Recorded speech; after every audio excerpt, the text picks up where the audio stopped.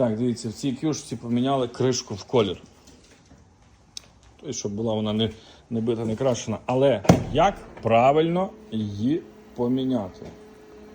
Її треба купляти вже з завісами і під панелью прикручувати. І тоді приходять, дивляться, нічого не кручене, все чотенько, все в рідній фарбі. Отак от.